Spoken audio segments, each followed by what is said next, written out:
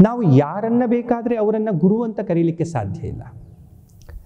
ಇವತ್ತು ನಾವು ಕೆಲವೊಬ್ಬರನ್ನು ಸಂಬೋಧನೆ ಮಾಡಬೇಕಾದ್ರೆ, ಅರ್ಥಾತ್ ಕೆಲವೊಬ್ಬರನ್ನು ಕರೆಯಬೇಕಾದ್ರೆ ಏ ಗುರು ಇಲ್ಲಿ ಬಾ ಅಂಥೇಳಿ ಕರೆದು ಬಿಡ್ತೇವೆ.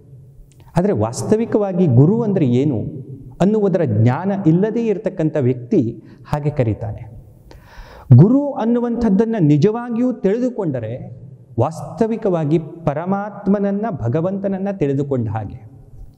ಅದಕ್ಕೆ ನಮ್ಮ ಶಾಸ್ತ್ರಗಳು ಹೇಳ್ತಾವೆ. ನಿಮಗೆಲ್ಲ ಗೊತ್ತಿರುವಂತಹ ಒಂದು ಅದ್ಭುತವಾದಂಥ ಶ್ಲೋಕ, ಪ್ರತಿನಿತ್ಯವೂ ಕೂಡ ಪ್ರತಿಯೊಬ್ಬ ವ್ಯಕ್ತಿಯೂ ಕೂಡ ಹೇಳುವಂಥ ಒಂದು ಶ್ಲೋಕ ಇದೆ.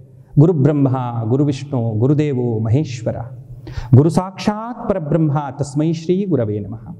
ಎಲ್ಲರಿಗೂ ಗೊತ್ತಿರುವಂಥ ಒಂದು ಶ್ಲೋಕ. ಇದರಲ್ಲಿ ಏನು ಹೇಳಲಾಗಿದೆ? ಗುರುವನ್ನು ಬ್ರಹ್ಮ ಅಂತ ಕರೆದರು. ಗುರುಹು ಬ್ರಹ್ಮ, ಗುರುವೇ ಬ್ರಹ್ಮನಾಗಿದ್ದಾನೆ. ಯಾಕೆ ಗುರು ಬ್ರಹ್ಮನಾಗಿದ್ದಾನೆ?